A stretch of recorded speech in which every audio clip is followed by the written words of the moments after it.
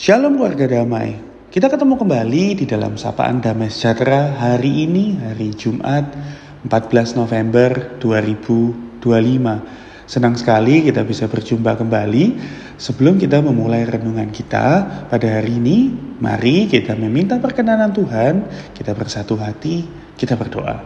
Tuhan, puji syukur kami naikkan kehadirat-Mu atas kesehatan dan atas kehidupan yang Tuhan anugerahkan kepada kami setiap hari. Meskipun kami enggak layak Tuhan, tapi Tuhan yang layakkan kami untuk boleh hidup, boleh beraktivitas, dan boleh menerima setiap berkat Tuhan yang Tuhan curahkan lewat kehidupan kami setiap hari. Sebentar lagi kami akan membaca dan merenungkan firman-Mu serta mendengarkan kebenaran firman Tuhan yang kiranya firman ini boleh tertanam di hati setiap kami. Berkati kami, berkati hamba-Mu yang akan menyampaikan kebenaran firman-Mu. Di dalam nama Tuhan Yesus kami berdoa dan mengucap syukur. Haleluya. Amin. Renungan kita pada hari ini terambil dari Efesus 4 ayat yang ke-15. Saya akan bacakan untuk Bapak Ibu semua.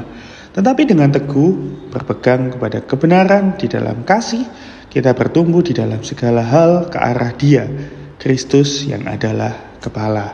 Sekali lagi ayat ini terambil dari Efesus 4 ayat yang ke-15.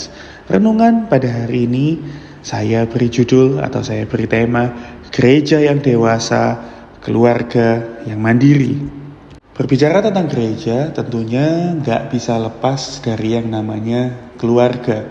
Keluarga merupakan mungkin sebagai satuan unit terkecil, sebagai pilar yang menopang adanya sebuah gereja. Atau bisa dibilang keluarga ini adalah penopang atau motor berdirinya sebuah gereja. Atau gereja nggak mungkin bisa bertumbuh kalau tidak ada keluarga-keluarga yang bertumbuh di dalamnya. Tapi yang perlu kita pelajari adalah keluarga yang sehat adalah keluarga yang bertumbuh bersama, bukan yang terus bergantung pada satu orang saja. Sama halnya dengan kehidupan bergereja.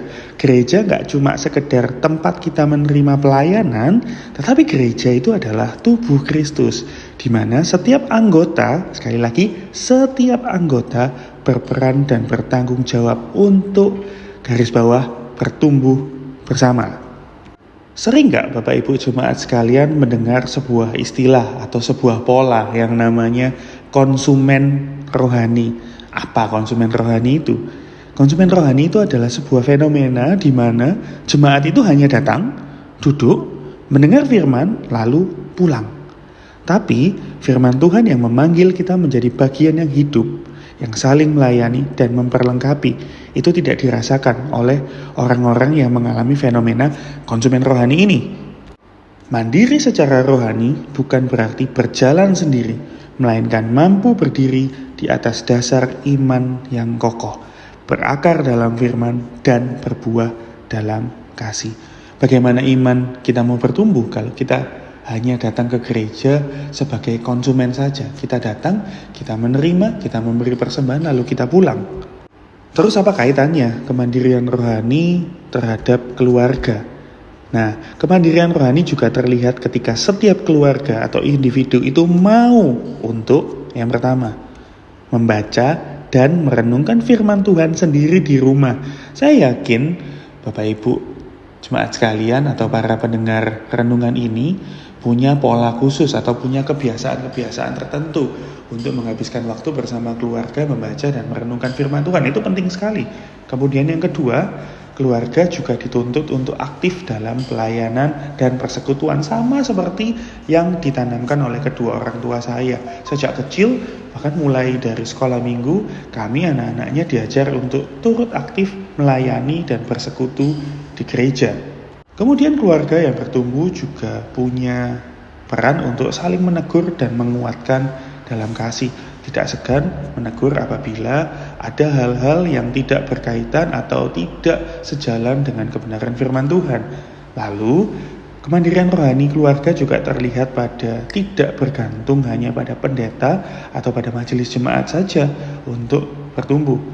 Sama halnya seperti tubuh yang sehat. Setiap anggota itu harus punya fungsi yang sama.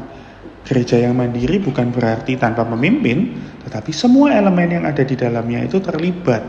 Setiap anggotanya punya tanggung jawab yang sama untuk membangun tubuh Kristus bersama-sama. Kata kuncinya di sini adalah membangun tubuh Kristus bersama-sama. Setiap anggota, apapun pelayanan kita, apapun yang kita layankan di gereja, apapun peran kita di dalam gereja, hendaknya peran kita itu punya fungsi dan tujuan yang sama, yaitu membangun tubuh Kristus lewat gerejanya. Sama, keluarga juga punya anggota di dalamnya. Ada orang tua, ada anak.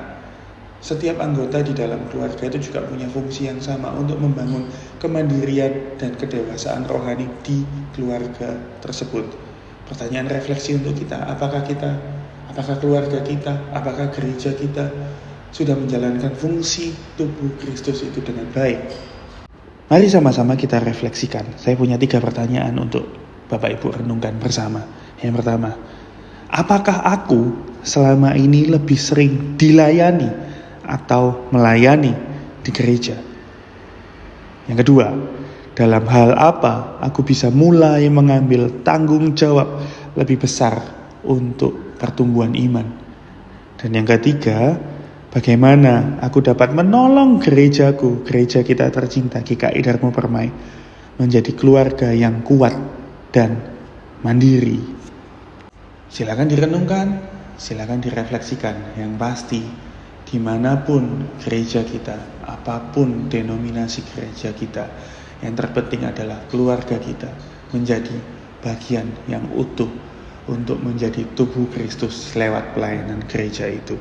Mari kita tutup renungan kita pada hari ini di dalam doa. Tuhan Yesus, ajarlah kami menjadi bagian dari keluarga-Mu yang dewasa dan mandiri. Jangan biarkan hidup kami hanya menjadi penonton dalam kehidupan bergereja, tetapi tolong kami Tuhan untuk mengambil peran, bertumbuh dan melayani dengan kasih. Bentuklah gereja kami menjadi tubuh yang hidup, di mana setiap anggota saling menopang dan memuliakan Engkau. Amin. Tuhan Yesus memberkati.